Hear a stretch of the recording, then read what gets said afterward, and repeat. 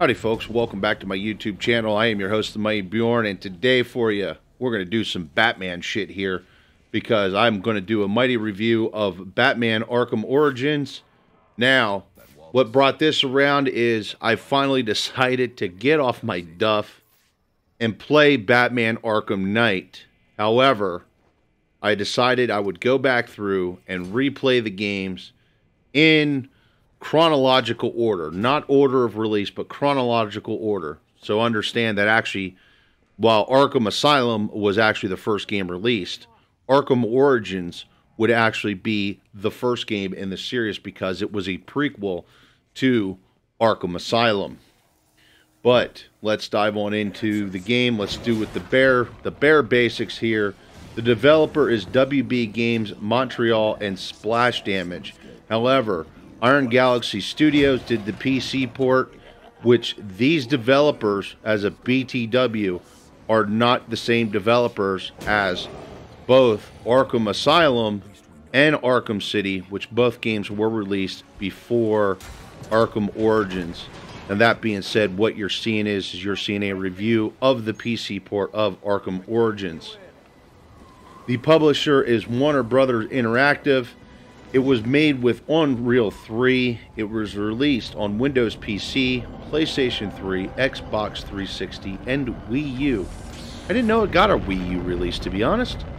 And this is October 25th of 2013.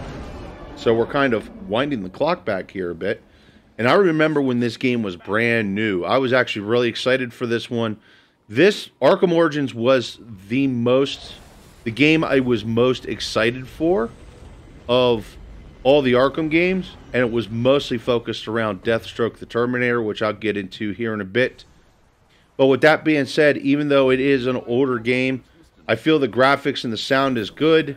The music is very Batman-like. I mean, we're talking kind of that Michael Keaton 1989 Batman, where it's like kind of like this dark gothic type music, if you will.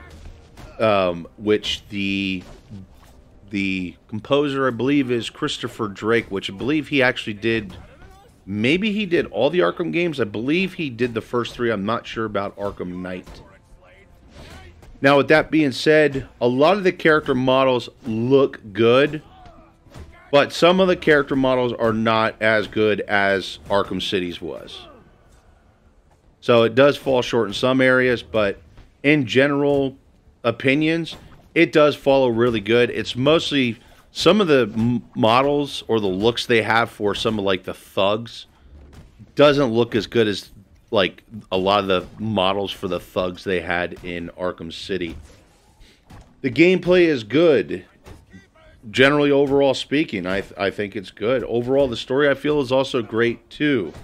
And that being said, one of my favorite parts about this game is, and you can see it right now, is you get to play as Deathstroke the Terminator. I think he is such a cool, kick-ass character in DC Comics. You know, he's supposed to be a failed super soldier, and, well, holy hell, for a guy who's a failed super soldier, I wouldn't want to see a successful one, because he can beat some ass.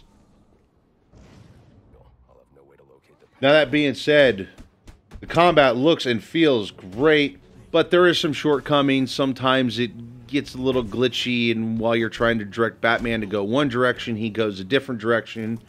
Or when you're trying to get him to swing an opponent behind him, or off to his left or off to his right, he decides to punch air straight in front of him, or throw an elbow behind him when there's no one behind him. So there is a bit of shortcomings in the combat.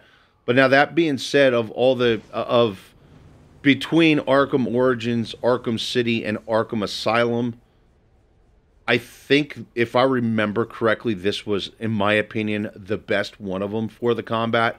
I remember Arkham City, for some odd reason, being really weird and glitchy on its combat and takedowns.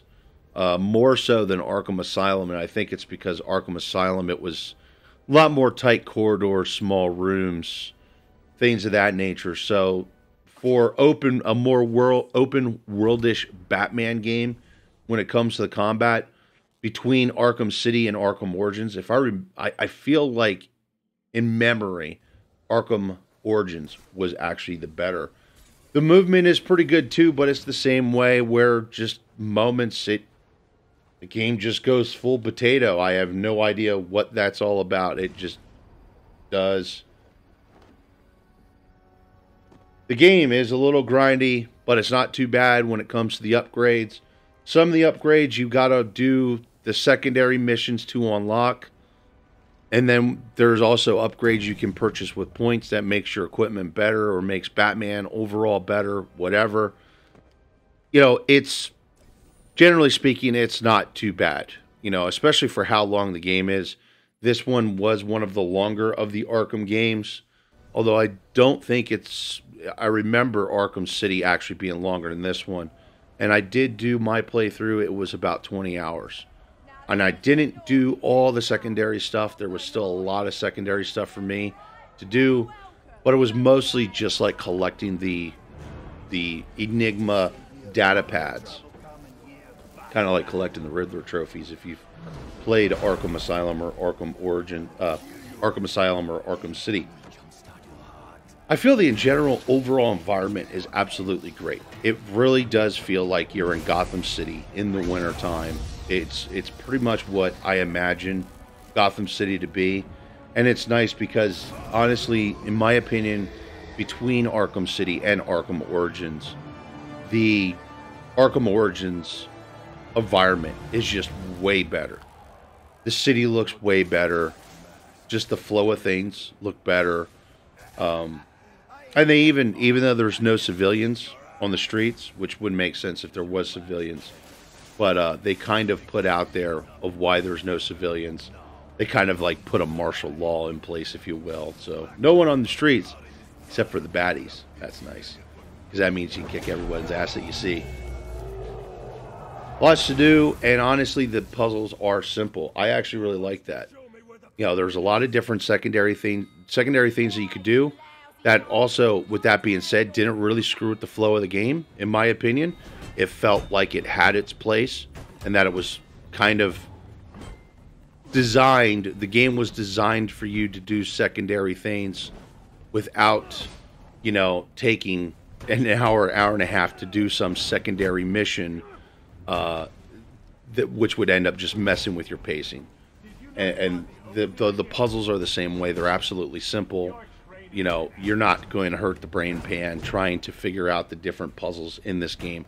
And honestly, I can't complain about that because, while I didn't feel the puzzles with Arkham Asylum was all that bad, Arkham City's puzzles, some of those could get a little ridiculous, especially when it came to the Riddler trophies. Now, I do have to say with this game, in the negative column here, is the origin stories fall a little flat. You know, the game is titled Arkham Origins, and you'd think the focus of the game would be around the origin stories just because of the title, and honestly, they're not. Now, I guess you could also take that as a benefit that they didn't spend a lot of time in, you know, setting up origin stories for the Joker, for Batman, you know, for Harley Quinn, because the characters, they probably more or less assumed that the characters were more or less well known. I mean, Batman, the comic books have been around for how long? The movies have been around for how long?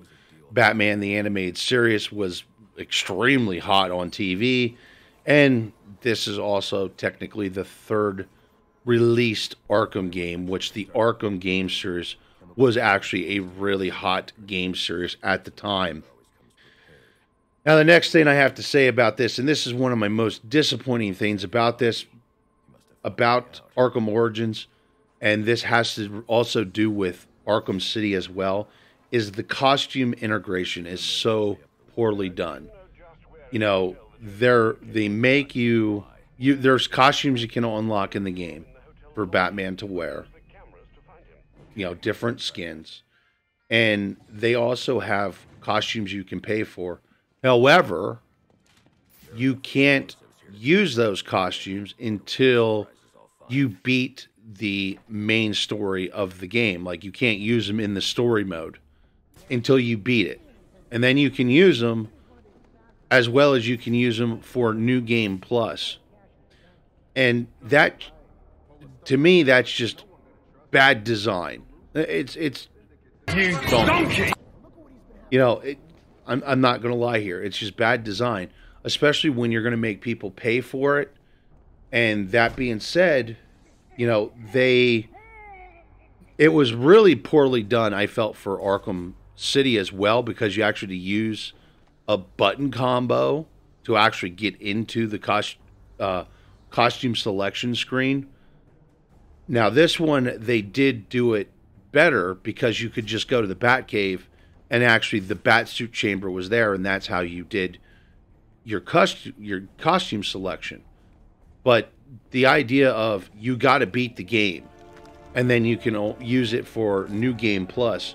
And with that being said, too, I wasn't able to use my custom costumes for Cold Cold Heart, which there's some caveats to that. Now, you could use them for multiplayer, which I've never checked out multiplayer. I'm not doing a review for the multiplayer. I'm only focused on the story. And then you can also use the costumes for the challenge modes, which, okay, that's fine. And it's pretty easily done because you just pick your costume, you pick your mission, and then you pick your, or no, sorry. You pick your costume, then you pick your mission, and then you go in to do your mission. But having to beat the game before you can use any custom costumes, especially because you have to pay for, generally the most part, you have to pay money for them. Just feels like some greasy Randy Pitchford shit, in my opinion. And that's where I think the poor or the poor integration comes from. And at times, I do want to say as well, with the game, with the story, with the secondary stuff, it just feels a little rushed at times. Like, it felt like the certain things could have been extended and could have played with more and could have had a little bit longer of a story arc. And honestly, some of them, it just feels like some of the missions, the stories with some of the missions, feel like they just abruptly ended. Like they had no idea where to go. They just want to integrate this really quick, get it in there, and get the game out the door. So that kind of feels, disappointing in my opinion. Now, with that being said, with my version here, like I said, I have the PC version. I also had this on PS3. And both versions, I have the Cold Cold Heart DLC, which is kind of added story after the fact. So the game takes place during Christmas Eve, with Cold Cold Heart actually taking place during New Year's Eve. And honestly, while Cold Cold Heart is short, it's only in like 2 of the districts of the whole city. You really don't have the whole city to explore, or at least you don't have really a reason to go through the whole city. Generally, overall, the Cold Cold Heart DLC, I feel, is actually pretty good. I find it quite enjoyable. The Cold Cold Heart DLC is $10. The base game is $20. And then to get the Season Pass, which would get you all the DLCs, which is like the costume DLCs. There's also another thing. I can't even remember what it's called. I think it's like Initiations or something like that. And it's supposed to have challenge missions for Bruce Wayne before he became Batman, as he was doing his training with the League of Shadows. With that being said, I do recommend the base game, and I recommend Cold Cold Heart.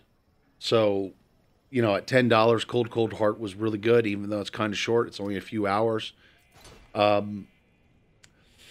Getting the Season Pass, though, I really don't recommend it, because let's be honest here, there already is a couple costumes in the game that you can get unlockable.